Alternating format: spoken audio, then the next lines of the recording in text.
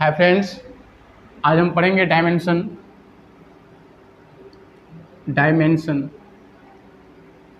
बीमा बीमा पढ़ा जाए आज।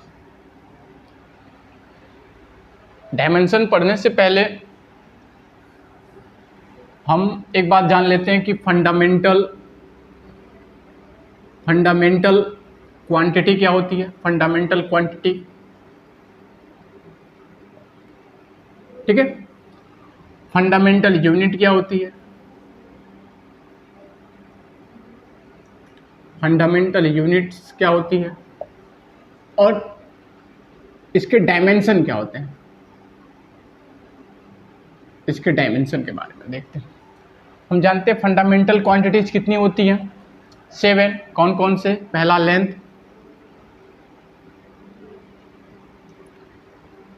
दूसरा आपका हो जाएगा मास, तीसरा आपका टाइम,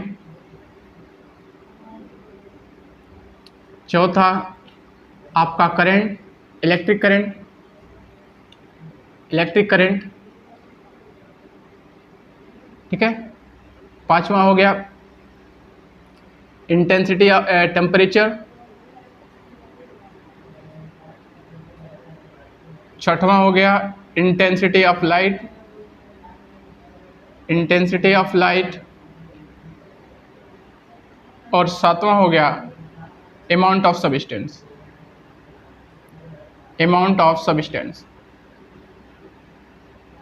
ठीक है। लेंथ को किस में मेजर करते हैं? मीटर में। मास को किस में करते हैं? किलोग्राम में। टाइम को किस में करते हैं? सेकेंड में। इलेक्ट्रिक करंट को एम्पियर में। टेम्परेचर को केल्विन में। और इंटेंसिटी ऑफ लाइट को आप कैंडिला में। अमाउंट ऑफ सब्सटेंस को मोल में। ये आपका लेंथ का जो डायमेंशन होता है वो एम होता है, एल होता है, सॉरी।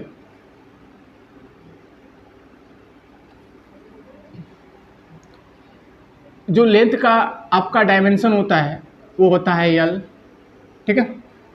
मास का जो डायमेंशन होता है वो होता है एम। टाइम का जो डायमेंशन होता है वो होता है टी। इलेक्ट्रिक करंट का जो डायमेंशन होता है वो होता है ए। टेम्परेचर का जो होता है वो होता है आपका थीटा, ठीक है। इंटेंसिटी ऑफ लाइट का जो डायमेंशन होता है वो होता है कैंडिला। और अमाउंट ऑफ सब्सटेंस का जो डायमेंशन होता है वो होता है मोल, ठीक है। ये आपका डायमेंशन हो गया। और समझ में आ रही है? ओके। इसको हम कहीं कहीं के भी लिखता है, कहीं कहीं थीटा भी और कहीं कहीं के भी लिखता है। आप इसको कर सकते हैं, ठीक है। ये इसको आप कहीं कहीं सी डी भी करता है, ऐसे करके, ठीक। ये थोड़ा सा देख लीजिए, ठीक। ओके, आइए ये याद रखिएगा। नेक्स्ट आते हैं बीमा। ये लंबाई है, हिंदी वर्जन वाले देख लें। लंबाई का मीटर में, इसको ऐसे डायमेंशन इसका बीमा होगा। द्रव्यमान का किलोग्राम, इसका मास होगा एम। समय का सेकेंड टी। विद्युत धारा का एम्पियर ए। ताप का केल्विन के। इंटेंसिटी ऑफ लाइट मतलब कि ज्योति तीव्रता का कैंडिला, उसका क्या होगा? C D. Amount of substance का मोल, इसका क्या होगा? मोल, ठीक। मतलब पदार्थ की मात्रा का मोल, ठीक है। आते हैं next.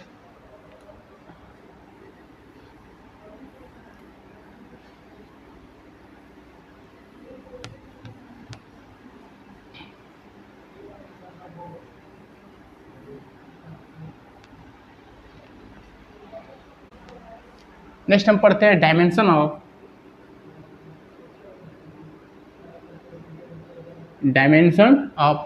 Of A physical quantity.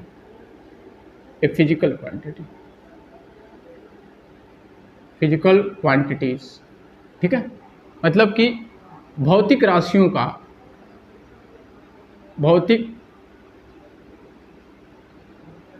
का बीमा, ठीक, भौतिक राशियों के बीमा के बारे में पढ़ते हैं। पहले इसको समझ लेते हैं तब आगे बढ़ते हैं। ठीक, इसकी डिफिनेशन अभी लिखा है, पहले समझ लेते हैं। भौतिक राशि को बीमा किसे कहते हैं? किसी भी फिजिकल क्वांटिटी या भौतिक राशि, किसी भी फिजिकल क्वांटिटी के जो यूनिट्स है उसको हम फंडामेंटल यूनिट्स के फॉर्म में लिखेंगे। जैसे मान लीजिए आपका फोर्स है, ठीक है, फोर्स की यूनिट क्या होती है? फोर्स की यूनिट सब लोग जानते हैं क्या होती है, न्यूटन। लेकिन फोर्स की यूनिट को इस फॉर्म में नहीं लिखना है, फोर्स की यूनिट को हमें फंडामेंटल यूनिट के फॉर्म में लिखना था। फंडामेंटल यूनिट के फॉर्म में इसका क्या होता है यूनिट? किलोग्राम मीटर पर सेकेंड स्क्वायर, या दैट इज इसको लिख सकते हैं किलोग्राम मीटर सेकेंड का पावर -2 लिख सकते हैं। ओके, तो किसी भी फिजिकल क्वांटिटी या भौतिक राशि को उसके फंडामेंटल यूनिट मूल मात्रक में लिखकर, ठीक है, तो ये जो है इसके ऊपर जो पावर है, पावर वह उस फिजिकल क्वांटिटी की बीमा कहलाती है। ये कौन सी फिजिकल क्वांटिटी है? ये फिजिकल क्वांटिटी है मास। ये कौन सी फिजिकल क्वांटिटी है? ये है लेंथ। ये कौन सी फिजिकल क्वांटिटी है? ये है टाइम। ठीक है, तो यहाँ पर मास की जो डायमेंशन होगा, बीमा होगा 1 होगा। यहाँ पर लेंथ का जो डायमेंशन होगा वो कितना होगा? 1 होगा। और यहाँ पे टाइम का जो डायमेंशन होगा कितना होगा? -2 होगा। बस मेरे ये नहीं कहेंगे कि किलोग्राम की बीमा 1, मीटर की बीमा 1 और सेकेंड की बीमा -2, ऐसा नहीं कहेंगे। कहेंगे कि मास की जो आपका डायमेंशन है 1 है, लेंथ का डायमेंशन 1 है और टाइम का डायमेंशन कितना है? -2। ठीक, ये हो गया। मतलब क्या कहेंगे कि किसी भी फिजिकल क्वांटिटी या भौतिक राशि के जो फंडामेंटल यूनिट है उसी के फॉर्म में हम क्या करेंगे? लिखेंगे। फंडामेंटल यूनिट के फॉर्म में क्या करेंगे? लिखेंगे। और लिखने के बाद उसके ऊपर जो पावर लगी होती है वो पावर उस फिजिकल क्वांटिटी की क्या कहलाती है? डायमेंशन कहलाती है या बीमा कहलाती है। बात समझ में आ रही है? हाँ, तो क्या इसका लिखेंगे? डिफिनीशन। आइए डिफिनीशन लिखते हैं। आइए लिखते हैं। तो क्या होगा? The dimension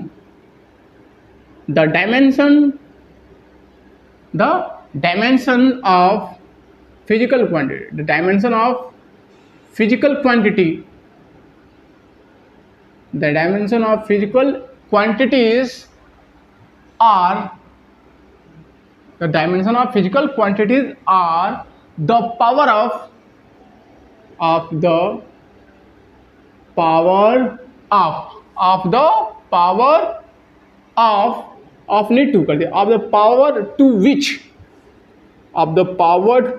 which the dimension of physical quantity are the power to which the fundamental quantities must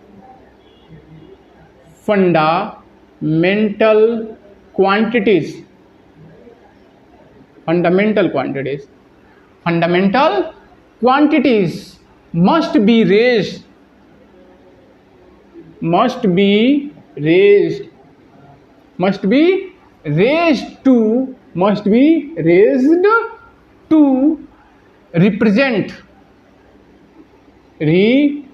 raised to represent that quantity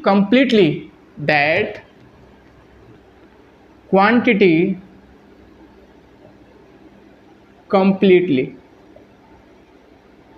ठीक है, quantity completely। the dimension of physical quantity are the power to which the fundamental quantity must be raised to represent that quantity completely। ठीक है, मतलब क्या कि Hindi version वाले थोड़ा सा ध्यान दीजिएगा। मतलब इसको क्या लिखेंगे? नोट्स लिख लीजिए। मैं बोल रहा हूं कि किसी भी भौतिक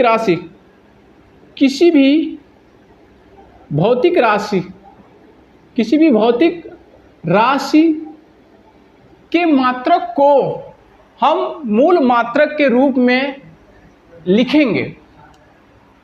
ठीक है, या लिखिए, किसी भौतिक राशि के मात्रक को मूल मात्रक के रूप में लिखकर उसके ऊपर जो घात हम चढ़ाते हैं उस भौतिक राशि की वो बीमा कहलाती है।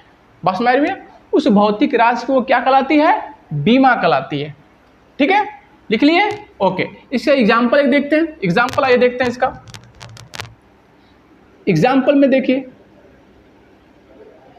मान लीजिए आपके पास फोर्स है। फोर्स की यूनिट क्या होती है? न्यूटन। लेकिन इसके यूनिट को किस फॉर्म में लिखेंगे? यूनिट को लिखेंगे हम फंडामेंटल यूनिट के फॉर्म में। तो क्या हो जाएगा? किलोग्राम मीटर पर सेकेंड स्क्वायर या किलोग्राम मीटर सेकेंड का पावर -2। मतलब यहाँ पे क्या हो जाएगा कि जो मास का डायमेंशन है, मास का डायमेंशन 1, मास का dimension of mass is equal to 1, dimension of आपका length, dimension of length is equal to 1, ठीक है, और dimension of time is equal to -2, ठीक है। हाँ, अब ये मत कहिएगा कि किलोग्राम की जो डायमेंशन है 1 है, मीटर का डायमेंशन 1 है और टाइम सेकेंड का डायमेंशन -2। नहीं, मास का डायमेंशन 1, लेंथ का डायमेंशन 1 और टाइम का डायमेंशन -2। एक एग्जांपल के थ्रू ये नोट कर लीजिए, ठीक है। ओके, यहाँ तक क्लियर? अब आते हैं दो चीज पढ़ते हैं। क्या पढ़ते हैं? आइए।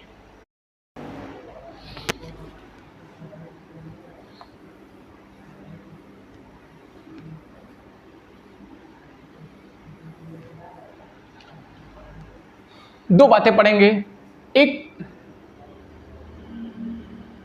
डायमेंशनल फार्मूला और एक होता है डायमेंशनल इक्वेशन, ठीक है। इन दोनों के बारे में थोड़ा सा हम देख लेते हैं, थोड़ा सा डिफरेंस, ठीक है, वो क्या होता है, ठीक है। अगर कह दें डायमेंशनल फार्मूला ऑफ फोर्स, ठीक है, मतलब कि बीमीय सूत्र और ये बीमीय समीकरण,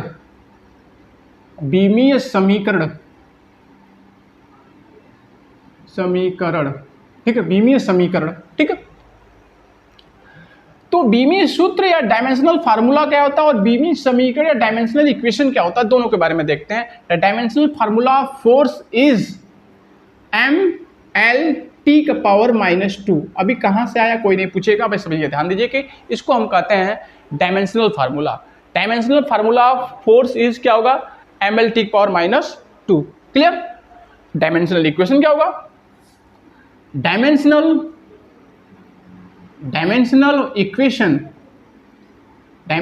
इक्वेशन ऑफ फोर्स इज क्या होगा? ऐसे इसको करेंगे, force is equal to mLT का पावर -2। बात दोनों समझ में आ रही है? दोनों में डिफरेंस क्या है? ध्यान दीजिएगा कि dimensional formula of force is mLT का पावर -2, बस इतना। लेकिन dimensional equation of force is क्या होता है? Force is equal to mLT की पावर -2। मतलब जिस फिजिकल क्वांटिटी का वो क्या है, डायमेंशनल फार्मूला है, उसके हम इक्वल कर देंगे, तो ये क्या कहलाएगा? डायमेंशनल इक्वेशन, और ये क्या आएगा? Dimensional formula. क्लियर? ओके, अब नेक्स्ट आते हैं, ठीक है। बात यहां तक समझ में आई? ओके, नेक्स्ट हम पढ़ते हैं एप्लीकेशन ऑफ डायमेंशनल एनालिसिस। मतलब कि बीमा का अनुप्रयोग, इसका प्रयोग कहां कहां करेंगे, ठीक है। आइए,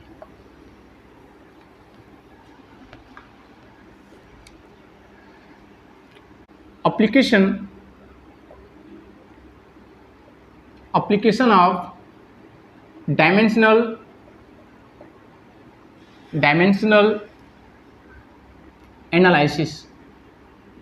एनालिसिस के बारे में पढ़ते हैं। मतलब कि बीमा का अनुप्रयोग, ठीक है, कहाँ कहाँ इनका अनुप्रयोग होगा देखते हैं। मतलब इसका कहाँ कहाँ प्रयोग होगा? पहला, to check the correctness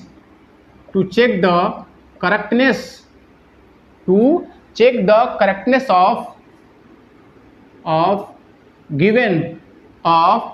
given physical relation, given physical relation, physical relation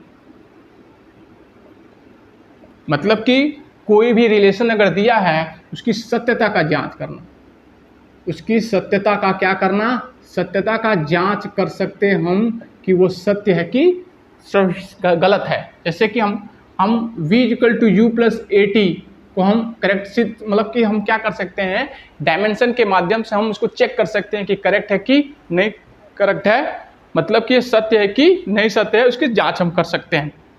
yes equal to u t plus half a t square, half a t square, इसकी भी हम क्या कर सकते हैं, सत्यता की जांच कर सकते हैं, हम करेक्टनेस दिखा सकते हैं कि सही है कि गलत है। या v square is equal to u square plus 2as को भी हम सत्यता की जांच कर सकते हैं कि गलत है कि सही है। या k is equal to 1/2 mv square से हम डायमेंशन के माध्यम से हम ये दिखा सकते हैं, ये करेक्टनेस को चेक कर सकते हैं कि सही है कि गलत है। बस मेरे to check the correctness of given physical relation by dimension, clear. Dimension के माध्यम से, बीमा के माध्यम से हम सत्यता की क्या कर सकते हैं, जांच कर सकते हैं, पहला। दूसरा पढ़ते हैं।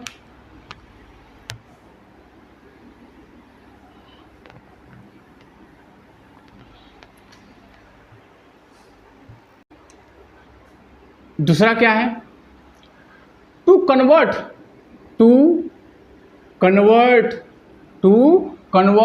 ए physical quantity, to convert a physical quantity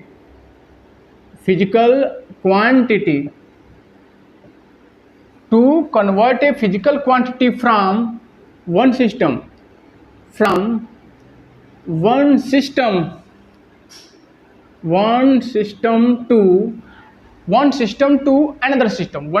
to another system, ठीक है। मतलब कि इसकी जो यूनिट है, यूनिट को एक फॉर्म से हम दूसरे फॉर्म में क्या कर सकते हैं, चेंज कर सकते हैं। मतलब कि एक पद्धति से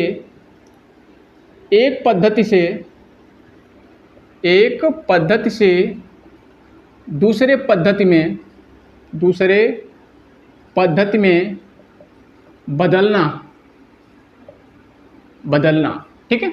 कैसे, मतलब कि न्यूटन देखिए फोर्स का यूनिट है, मात्रक है, और डाइन भी है, ठीक है। न्यूटन और डाइन दोनों है, ठीक है।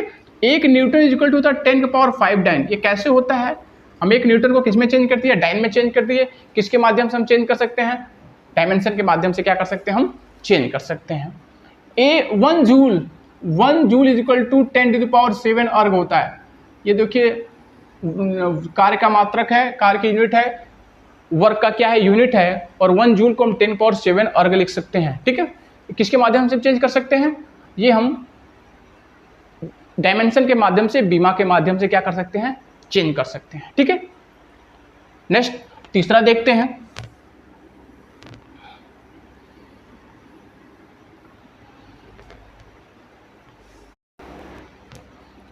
तीसरा क्या है, तीसरा है टू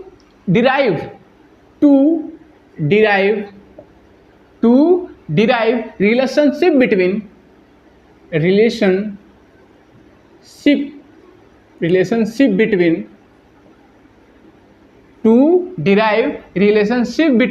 different physical quantities,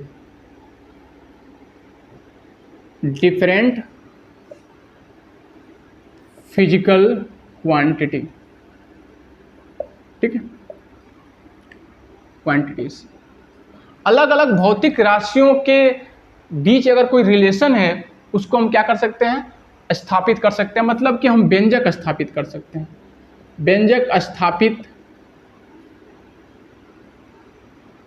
व्यंजक क्या कर सकते हैं, स्थापित कर सकते हैं।